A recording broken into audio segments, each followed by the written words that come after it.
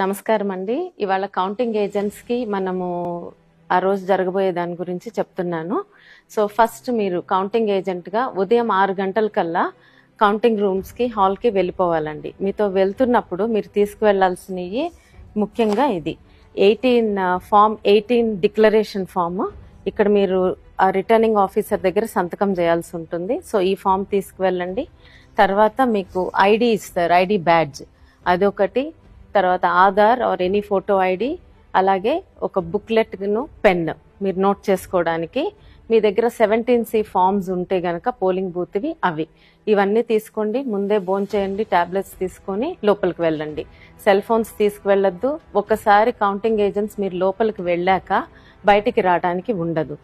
So అలాగే మీ badge మీద ఉన్న నెంబర్, అంటే మీకు ఏ టేబుల్ నెంబర్ అనేది ముందే తెలుస్తుంది, ఏ టేబుల్ నెంబర్ వద్ద కూర్చుంటారో.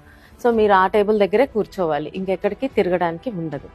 సో ఇప్పుడు లోపలికి వెళ్ళాక కౌంటింగ్ హాల్ సెటప్ గురించి చెప్తాం. సో మీరు లోపలికి సైన్ చేసి వెళ్ళాక ఇలా హాల్లోకి వెళ్ళాక ఇదంతా రెడ్ కలర్ లో ఉన్నది ఫెన్స్ ఉంటుందండి. అంటే దీని లోపల ఓన్లీ ఎలక్షన్ కమిషన్ అపాయింట్ చేసిన వ్యక్తులు మాత్రమే ఉంటారు. మీరు కౌంటింగ్ ఏజెంట్ గా కూర్చునేది ఈ ఫెన్స్ బయట. ఇక్కడ చైర్స్ ఉంటాయి మీకు. మీ టేబుల్ నెంబర్ ఏదో చూసుకోండి, ఇలా 1 2 3 దాని ఎదురుగా వెళ్ళి అక్కడ కూర్చోవాలి. సో ఫస్ట్ రోలో జాతీయ పార్టీలకు సంబంధించిన వాళ్ళు కూర్చోవచ్చు, సెకండ్ రోలో స్టేట్. సో ఇక్కడ కూర్చుని మీరు నోట్ చేసుకుంటారు ప్రక్రియ అయ్యే వరకు.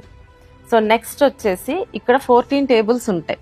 సో ఇది ఎమ్మెల్యే సెటప్ ఒకటి ఉంటుంది, ఎంపీకి ఒక కౌంటింగ్ హాల్ ఉంటుంది. సో 2 కౌంటింగ్ హాల్స్ ఉంటాయి. సో ఎక్కడైనా సరే 14 టేబుల్స్ ఉంటాయి.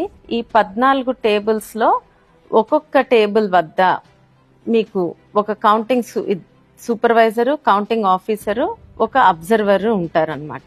అలాగే ఒక రిటర్నింగ్ ఆఫీసర్ ఉంటారు, ఒక అసిస్టెంట్ రిటర్నింగ్ ఆఫీసర్, మన ఏజెంట్, ఇంకొక ఏజెంట్. ఇక్కడ ఈ అసిస్టెంట్ రిటర్నింగ్ ఆఫీసర్ దగ్గర కూడా ఎమ్మెల్యేను, ఎంపీ ఏజెంట్స్ ఉంటారు. అలాగే మీకు పోస్టల్ బ్యాలెట్స్ అది జరుగుతుంటే అదే పోస్టల్ బ్యాలెట్ టేబుల్ దగ్గర కూడా మన ఏజెంట్, ఎమ్మెల్యే గాని ఎంపీ ఏజెంట్ గాని ఉంటారు. సో ఇది సెటప్. ఇప్పుడు కౌంటింగ్ ప్రక్రియ గురించి అండి. సో మొదట కౌంటింగ్ అనేది పోస్టల్ బ్యాలెట్స్ తో మొదలవుతుంది. మీకు 7 నియోజకవర్గాలు ఉన్నాయనుకోండి, ఒక పార్లమెంట్ పరిధిలో 7 కౌంటింగ్ హాల్స్ ఉంటాయి. అలాగే ఎమ్మెల్యేవన్నీ విడిగా జరుగుతాయి, ఒక హాల్లో జరుగుతుంది. ఎంపీ కౌంటింగ్ విడిగా జరుగుతుంది.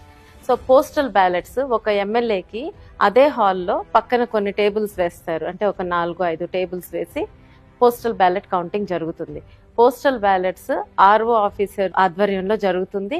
అలాగే మన ఏజెంట్స్ కూడా ఉంటారు అక్కడ. సో అది ఒక మొదలుపెట్టిన అరగంటకి 30 నిమిషాల తర్వాత ఈవీఎం మెషిన్ కౌంటింగ్ స్టార్ట్ అవుతుంది. సో ఇప్పుడు ఆ ఈవీఎం మెషిన్ కౌంటింగ్ ఎలా ఉంటుందో చూద్దాము.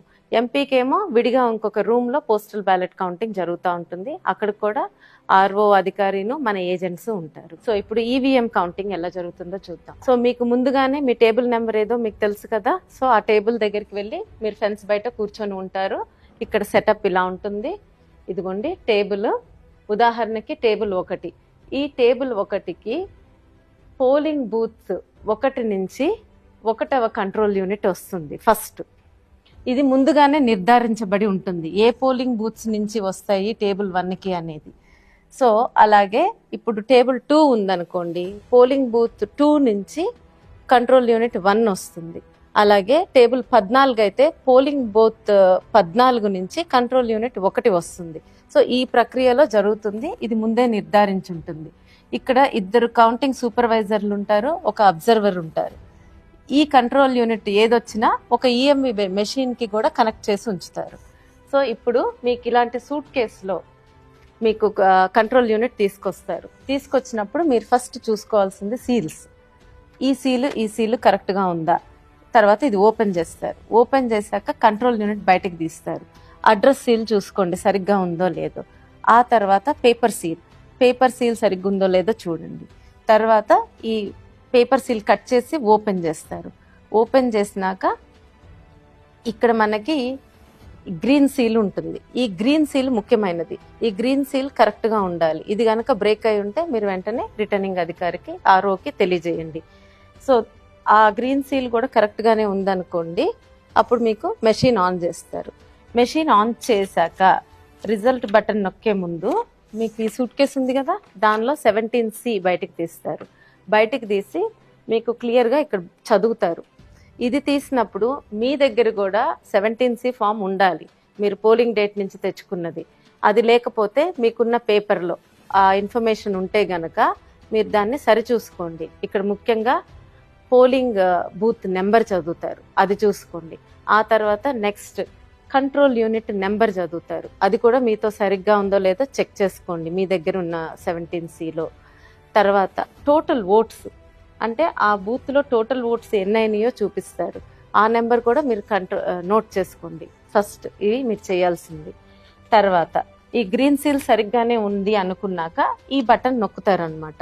ఈ బటన్ నొక్కగానే మీకు రిజల్ట్స్ కనిపించడం మొదలవుతాయి.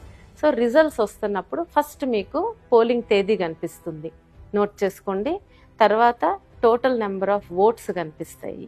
ఆ టోటల్ నెంబర్ ఆఫ్ ఓట్స్ మనకి ఇప్పుడు ఈ 17Cలో మీరు ముందు చూసుకున్నారు కదా, ఆ ఓట్స్ నెంబర్ కరెక్ట్ టాలీ అవ్వాలి.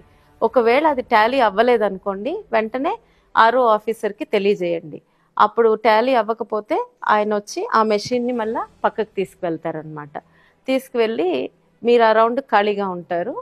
తర్వాత ఈ రిజల్ట్స్ స్టార్ట్ అవుతాయి, కనిపించడం స్టార్ట్ అవుతుంది. మీకు ఆ క్యాండిడేట్ 1, 2, 3 నోటా వరకు రిజల్ట్స్ డిస్ప్లే అవుతాయి. మీరు ప్రతిదీ మీ క్యాండిడేట్ది ముఖ్యంగా చూసుకొని అన్నీ నోట్ చేసుకోండి, నోటాతో సహా నోట్ చేసుకోండి. ఇవన్నీ ఏం ప్రాబ్లం లేకుండా జరిగిపోతే మీరు నోట్ చేసుకుంటున్నట్టే ఈ కౌంటింగ్ సూపర్వైజర్ కూడా 17C పార్ట్ 2 ఫిల్ చేస్తూ ఉంటారు, మీతో పాటు అన్ని రిజల్ట్స్ నోట్ చేస్తారు. మీకు ఒకవేళ రిజల్ట్స్ మళ్ళీ చూడాలనుకుంటే రిటర్నింగ్ అధికారిని అడిగితే ఆర్ఓని మీకు మళ్ళీ రిజల్ట్ బటన్ నొక్కితే మళ్ళీ అన్నీ కనిపిస్తాయి. ఒకవేళ ఇదంతా సవ్యంగా అయిపోయింది, అందరూ అగ్రీ అయ్యారనుకోండి, ఒప్పుకుంటే మీకు కౌంటింగ్ సూపర్వైజర్ 17C పార్ట్ 2 సంతకం పెట్టమని అడుగుతారనమాట. సో దానిలో మీకు ఆ కంట్రోల్ యూనిట్ నెంబర్ కూడా రాసి అవును ఇది ఇదే కంట్రోల్ యూనిట్లో జరిగింది కౌంటింగ్ అని చెప్పి మీరు సంతకం పెడతారు. అందరూ సమ్మతమే అయితే ఆ పేపర్ తీసుకెళ్ళి కౌంటింగ్ సూపర్వైజర్ ఆర్ఓకి అందజేస్తారు. ఆయన అది కూడా సరి చూసుకొని కరెక్ట్గా ఉంటే మైక్లో అనౌన్స్ చేస్తారు. బోర్డు మీద కూడా ఈ రిజల్ట్స్ అన్ని డిస్ప్లే చేస్తారు. ఇదంతా జరిగితే ఒక రౌండ్ ప్రక్రియ కంప్లీట్ అయినట్టు. సామాన్యంగా ఈ రిజల్ట్స్ అనేది 2-3 నిమిషాల్లో అయిపోతుంది, కానీ ఈ చెకింగ్ అంతా అవ్వడానికి మినిమం అరగంట పడుతుంది. సో దాంతో ఒక రౌండ్ అయినట్టు. ఆ రౌండ్ అయిపోయాక నెక్స్ట్ ఈ అనౌన్స్ చేసిన పేపర్ ఈ 17C పార్ట్ 2ని ఇంకొక ఆఫీసర్కి ఇస్తారు. అది ఫామ్ 20లో ఇదన్నీ భద్రపరుస్తారు. ఫామ్ 20ని బట్టే మనకి తర్వాత క్యాండిడేట్స్కి అందించేది, దాన్ని బట్టే మన డిక్లేర్ చేసేది రిజల్ట్ని. సో ఇప్పుడు ఇదంతా అయిపోయాక మళ్ళీ మీ టేబుల్కి పోలింగ్ బూత్ 1 నుంచి సెకండ్ కంట్రోల్ యూనిట్ వస్తుందన్నమాట. సో అట్లా రెండో రౌండ్ ఆ నియోజకవర్గంలో ఉన్న పోలింగ్ బూత్స్ అన్ని కంట్రోల్ యూనిట్స్ అయిపోయే వరకు ఈ ప్రక్రియ కొనసాగుతుంది. అన్ని రౌండ్స్ అవుతాయి.